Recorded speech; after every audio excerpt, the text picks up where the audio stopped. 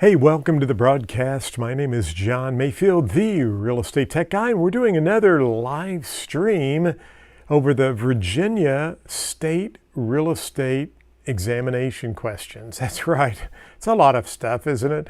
We're approved in several states at Global Real Estate School, and one of the things we're trying to do is put together some specific state short, concise videos to help people pass the state exam. Now, we have all of the state content you will go throughout our course, but these are great videos you can take with you, watch on your phone, listen in your car, and just help relearn the information, continue to study the information. And of course, we hear from so many students who unfortunately didn't know about Global Real Estate School, but came to us and we helped them pass the exam. And you know what? They are telling other people about Global Real Estate School. So we're picking up traction in some of these states that we have been approved for just a short time. And Virginia is one of those states. We'd love to have your business. So we want to help you learn more about the state examination. Well, I want to go right over to the display here and actually pull up my display for you so we can take a look here. We're going over the Virginia state material, and we ended right here on section B. We actually covered on yesterday's broadcast, we covered this area right here, the broker supervision requirements. Actually thought I'm going to go back here to 10. I thought I had my highlighter up. We've already covered that, so you can watch that on a separate video. But what we're going to cover now is the disciplinary procedures and sanctions.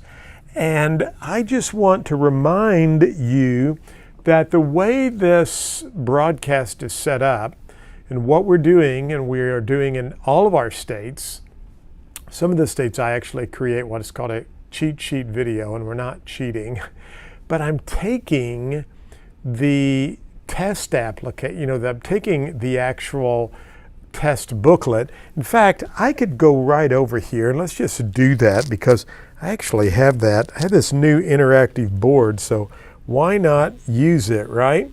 So I'm going to pull up the downloads, and I thought I had that right here. See, I do that occasionally, and I wish that I would not try that, but I thought I had Virginia. Maybe it's in my Dropbox. Let's take a look over here very quickly. There it is, right there. Hopefully you can see this. So I'm going to just kind of bring this over. What we're doing is, this is the candidate handbook from PSI. And just want to kind of show you what we're going over so it'll make sense to you. We're actually going over right down here, licensing. I'm here at the top right here, the licensing for salespersons and brokers. There are, for salespersons exam, there are 8 items from this section. Brokers, you have 13. But you can see we did 1A yesterday. We're actually working on 1B, which is disciplinary procedures. So I'm going to come back over here, and you can see this is what we are going to cover today. So this section here and yesterday's section are right out of the license law that we just kind of took a look at right there. So it's right out of here. I want to try something. Well, we'll come back over here.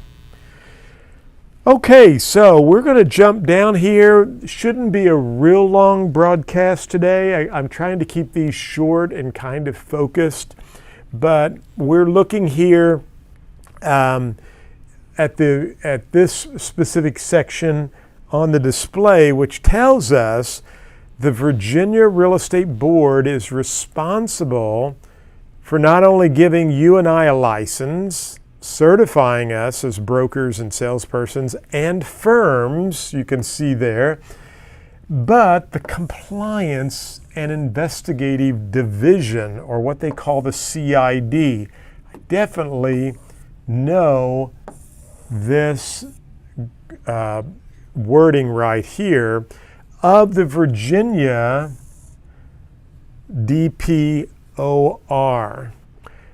It reviews complaints, make a note of that, filed against licensees. A received licensure from the real estate board. So a license is an entity such as a broker, salesperson, or firms that have received licensure from the Virginia board. Now, when we talk about receives complaints, as a real estate licensee, if you do something that jeopardizes a consumer, or you violate the license law, the consuming public, the consumers or the public, there we go, or even other licensees, your broker, the local board association. I've seen complaints filed against real estate licensees for a number of reasons. Not just because they disliked a person, but if they felt that a license law was violated, or something, should not have been followed correctly, naturally, sometimes that's what we should do, is report that to the Real Estate Commission. After all, it's their job then to look into this, because they need to safeguard the public's interest, right? Perhaps you know of a situation or an event that happened, and you want to file a complaint against that licensee, you can do so, and it will now go to, as you can see here, the CID, the Compliance and Investigative Division. They will review the complaint, and they'll take action in some manner or form, as we will see.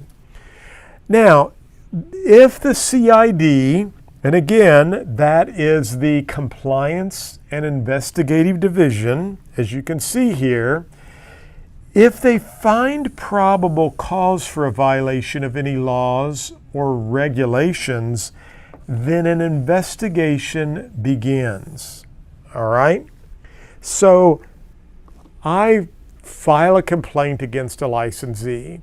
The CID reviews it, and if they see that a probable cause has been violated, they're going to then initiate a full-fledged investigation. If any violations have taken place, then the licensee must appear at an informal fact-finding conference, IFF. In some cases, a consent order may be issued before the IFF is held. In other words, they may request you or subpoena documents, or require, send that, making you appear at a certain date and time. Now, as we move on down here, when the IFF, and who's the IFF? Informal. The IFF is the Informal Fact-Finding Conference. If it finds, when an IFF does take place, the hearing officer makes a recommendation for sanctions to the board. The board will review the violations and recommended sanctions and may administer any of the following sanctions. They could do monetary penalties. They could suspend or revoke the license. They could make you go on probation. They could make you take additional education or continuing education. They could send you back to real estate school. They could deny your license or not renew it. And the licensee if the licensee has committed the violations, is allowed to continue with their broker practice so long as the board does not suspend or revoke the license. So, you can kind of keep that in mind.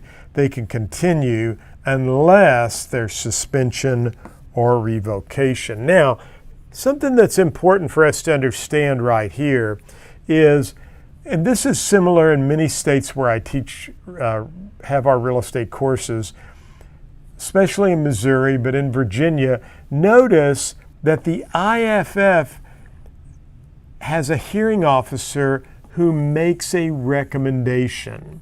So the hearing takes place, and if there's a violation, they're going to send it back over to who? The board, the real estate board, and they're going to make a recommendation and possibly sanctions, any of these. But notice here, I'll highlight, it's the board's going to review those violations and recommendation sanctions, and they are then going to decide what will we actually do. So I think it's important for you to understand that although the hearing recommends sanctions and possible education, maybe revoke their license, perhaps the hearing panel just says, the officer comes back and says, look, we believe there was this violation. We think not only should they be fined, but you probably need to make them go back to real estate school again. The board could actually say, you know what, we're going to take monetary sanctions against them, but we're going to actually revoke their license or suspend it for 3 years. So it's the board that can actually make the final say-so, and just keep that in mind as we go through some of these. Now, moving on to the next slide, actions that constitute improper dealing include offering real property for sale or for lease without the knowledge and consent of the owner or the owner's authorized representative, or on any terms other than those authorized by the owner or the owner's authorized representative, and placing a sign on any property without the consent of the owners of the property or the owner's authorized representative. You might say, well, gosh, John, that's pretty no-brainer. How about this, though? Just a month ago, had one of my clients, they found a home they really liked. He texted me. He said, go on and put a sign up in our front yard. Let's get our house up for sale, and gave me the price they wanted to list it for. Did I do that? No. I texted him back and said, what time do you get off work? I need to come by and get room measurements and get your signatures on a listing agreement. You can't advertise a property that you don't have a written authorization, right? Now, I'm always telling my agents this. It's the one that you let slide just a little bit that will come back and haunt you. So you can see here, there are lots of times agents violate this specific part of the law. Now, here's another example that I just want to bring up to you and have you think about. What if you have a listing, it expires on September the 1st, you do not go out and pick up your for sale sign. On September 2nd, somebody drives up and, or let's just say the real estate commission's in town, or somebody investigates, or the seller's really mad at you now over some goofy thing, and you've still got a sign in the yard for a couple of days after it expired. Are you in violation of this specific part? Absolutely. Because you have a sign on a property without the consent. It's expired. So there are things that you just have to keep in mind and remember and follow, that if you don't, those are the ones that might come back and be a red flag for you. So keep that in mind, and don't let those types of issues cause you some heartburn in the future. Causing any advertisement for sale, rent, or lease to appear in any format or medium without including in the advertisement the name of the firm or the sole proprietorship. You cannot advertise a property We call that a blind ad. You will see that on the real estate exam. That will be a question. So anytime you run an ad, you need to make sure that the broker's name, phone number, and that you are identified, your company, so that the buying public, there's no unfair competition. It's not a blind ad. They know they're dealing with a real estate brokerage. Social media and a lot of these issues come off very iffy in those areas. So I'm just kind of forewarning you, anytime you advertise a property for sale or you post it on social media, make sure that you include the brokerage name and phone number. Make sure the public knows they're dealing with a real estate brokerage. Very, very important for you to do. Offering to pay or paying a transaction-based fee or fees or valuable consideration to anyone who is what? Not licensed in this or any other jurisdiction. You got to be licensed. If you accept a commission, fee, or other valuable consideration as real estate salesperson or associate broker for any real estate services from any person or entity except the licensee's principal broker or supervising broker at the time of the transaction. Let me tell you a story that I had one time. Lady worked for me, and we were, it was the end of the year, first of the following year, and it was awards time, and the board was giving out awards, and this particular lady who worked for me was short just a little bit of money when I did all the calculations. And I said, oh gosh, I'm so sorry, you just missed getting this higher award that she should have gotten. And she was a good friend of mine, did a lot of things for me. I trusted her immensely. And she said to me, well, can I look at the list? As she started looking at the list and she was going through it, and she said, oh, I think there was a transaction I had over at such and such, and it's not on here. And I said, well, I don't have that transaction. And she said, they were selling it on their own, and they wanted me to handle it for them, and they just paid me $250. Now, you might say, well, $250? Well, I got to looking and investigating into that. By the way, the lady was no longer with me, okay? Because, once someone violates that trust, regardless of what kind of a producer they are, you don't need to keep them on the team. There's a culture you have in your organization, in your office. Well, you can probably fill in the blanks. There was a closing statement. It had Mayfield Real Estate's name on it. There were forms that were used, and lo and behold, she ran that, and the check was issued, but I never saw that, and it was cashed, and that would have put her over getting the other award, but it also really put her in a different light in my own mind of someone that, gosh, for that small amount of money, to not tell me that there was a closing. And, had she come to me, I would have gladly let her have that whole $250. It wasn't about that. It was the principle. That really is a violation. She had forms in there, but I guess what I'm trying to say, it wasn't a violation so much of the license law. It was a violation of the trust with me as her broker. And as I mentioned, she's no longer with me. But could you see how someone in an office could maybe close a transaction and they get paid directly from the owner and not their supervising broker? Those are grounds for disciplinary procedures. So just want you to be aware of that. And that story to remind you of the fact that you shouldn't do those types of things.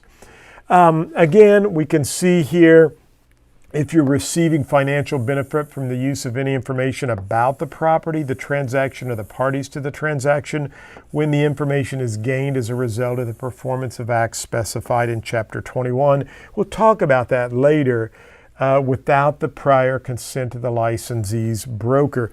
In other words, what this is really, what we're going to talk about later, and we talk about this in agency, but if you know information about something and you don't disclose that to your client, those are grounds for disciplinary procedure. And there's lots of examples I could give you. Maybe you knew of a price of an offer they accepted and that contract fell through, and then you turned around and told a potential buyer or another agent who's not representing your client, yeah, we already had an offer for X number of dollars and they took that. Or perhaps you tell someone that confidential information your client has given you. You can't do that. So make sure that you don't fall into those situations. And then receiving financial benefit from any person or other than the licensee's principal broker at the time of the transaction. Again, we'll go through that as well. All of these talk about advantageous situations for you as an agent, and you're not following your agency relationship. You can't take a net return or what we call a net listing to the seller, leaving the licensee free to sell or list the property at any price. What they mean here is this: if the seller says to you, well, all I want's $100,000, John, anything above that you can keep, and you go out and sell the property for $200,000. So, you're actually pocketing $100,000. You can't do that. There has to be, commissions are negotiable, but you need to have a set commission, whether it's 6, 7, 10, 20, or $500. Commissions are negotiable between, we study that in the listing portion and the agency portion, but net listings, you cannot do that. And again, that would be grounds for disciplinary procedures and sanctions. So there's many of these other types of situations. We'll be covering these as we go through the state material. I hope you find this helpful. I want to kind of just break this up in smaller chunks and go through the outline so that you can see what are some type questions that I might see from this section. So we'll try to pull a few questions in on our next broadcast just to see how well you know the material here, and then keep moving forward for those of you from Virginia. Now, don't forget, we would love for you to subscribe to our YouTube channel. We also do national content. So there's playlists, there's lots of information. You can find out more at globalrealestateschool.com. Lots of great things. We're on Instagram. We have a Facebook page. We even have a news flash briefing on Amazon. You can say, hey, she's over on my desk there. So if I say, hey, you know her name from Amazon, give me Global Real Estate School's flash briefing, she'll give you that. Okay, we've got a great podcast. We are almost at 80,000 downloads. People love the podcast because they can listen while they're exercising in their car and so forth. And of course, we're right here on YouTube. Do not forget to subscribe. Click the bell. That way you'll be notified whenever we go live. And tell others about us. globalrealestateschool.com. Virginia state material. I'm excited. I'm enjoying it. And I hope you are too. If you are taking the Virginia real estate examination, hopefully these will help you pass the test. Hey, go out and make it a great day and tell others in Virginia and other states about Global Real Estate School. Have a great day.